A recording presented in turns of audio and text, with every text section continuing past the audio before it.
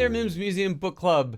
It is David Pogue. I'm the author of this book, Apple, The First 50 Years, and I am so honored to be your selection for today's meeting. And sorry I can't be there, but I thought maybe I'd just drop in by video.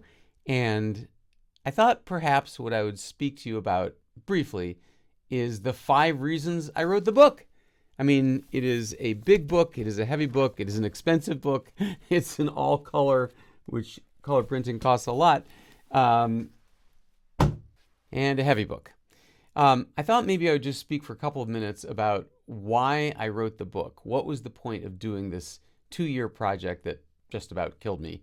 I have been covering Apple for 38 years, ever since I got my first Mac just after it came out in 1984.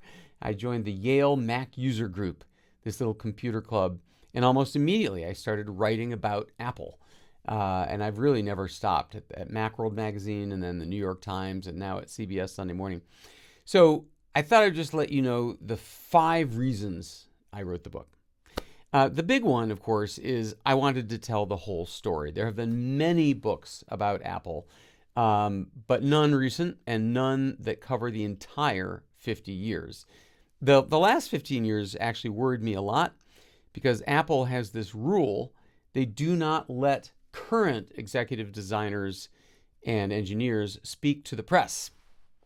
So that was going to be trouble.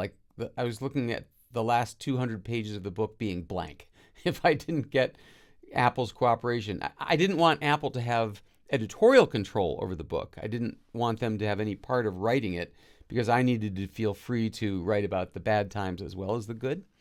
So I harangued Apple for 6 months. I would send emails and say, what do you think? And I sent them a sample chapter so they could get a taste of what the book was like.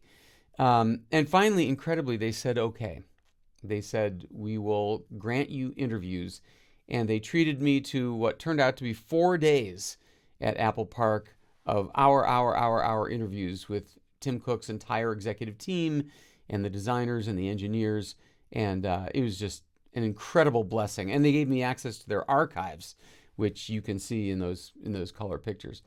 The second big reason I wanted to do the book, I wanted to kill some myths. There is so much Apple lore. And when I read all the existing Apple books, it seemed to me they sort of played this game of author telephone. So one author would publish something that wasn't quite right, and then the next author would use that as his source material, and on through the ages. And there's so many stories that are such good stories, but just not accurate. I love in particular the story of Steve Jobs when they were working on the iPod. He wanted it to be really small, and so they brought him a prototype of the latest version, and they said, here you go, Steve, this is as small as we can make it. So Jobs gets up and he drops it in the aquarium, the fish tank in the office, and it sinks to the bottom and these air bubbles come up. And he's like, see the air bubbles? That means there's still space inside. Get rid of it. What a great story. Not true. Not a single person could remember that actually happening. So I wanted to set the record straight. I conducted 150 interviews with people who were there, and they wanted the record straight too. A third reason I wanted to do the book is I wanted to spread the credit. Steve Jobs gets a lot of credit as an incredible visionary, incredible leader, incredible idea man, and he was all those things, for sure. But he was not the inventor and the creator and the idea man behind every feature of every product. So I wanted to tell the real stories, the backstage stories of how these things came to pass and who created them. This was also really important to the people I interviewed. Just never forget that it was Jobs whose taste it was decided which of their ideas should be implemented. Jobs was fond of saying, it's better to say no to 1,000 features before you say yes to one feature. And that was really Jobs' superpower. He was incredible at knowing what to leave out. The fourth reason for the book, all the authors who have covered Apple so far have primarily been business reporters. And that's great. They tell a great story of corporate intrigue and so on. But I really wanted to tell the story of the products. I really wanted to tell the backstage, behind the scenes story of the creations of these technologies and products and the people who made them. I mean, there are incredible stories. The iPhone, the iMac, the iPod, even the products that didn't see the light of day. You know, there's a chapter on the Apple car. Apple spent 10 years and $10 billion coming up with this beautiful white self-driving electric car. And it just never quite made the finish line. So in 2024, they killed it. And finally, the last reason for this book's existence is I wanted to tell a great story. This is the greatest business story ever told. At least it's the greatest turnaround story ever told. Nobody could argue with that.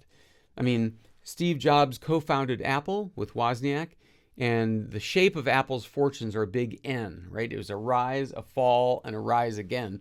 And the fall are the 11 years when Jobs was gone. And man, they ran into some real trouble.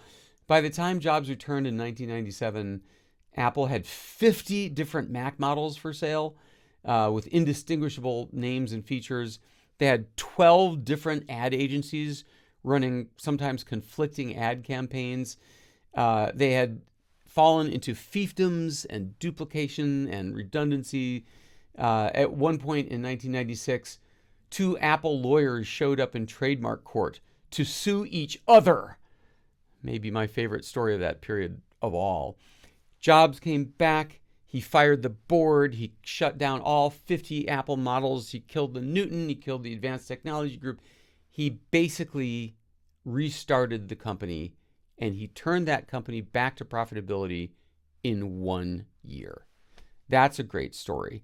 And the guy who did it is a great main character. I mean, Steve Jobs, volatile, some say bipolar, funny, driven, passionate, abusive, tyrannical, creative. He was all of those things in one. You really can't pin him down and say he was this or he was that. He was every human adjective all in one person. So anyway, so there's a little background in what drove me to write this magnum opus. I really hope you guys liked it or are liking it. And thank you for choosing it and for making your way through Apple the first 50 years.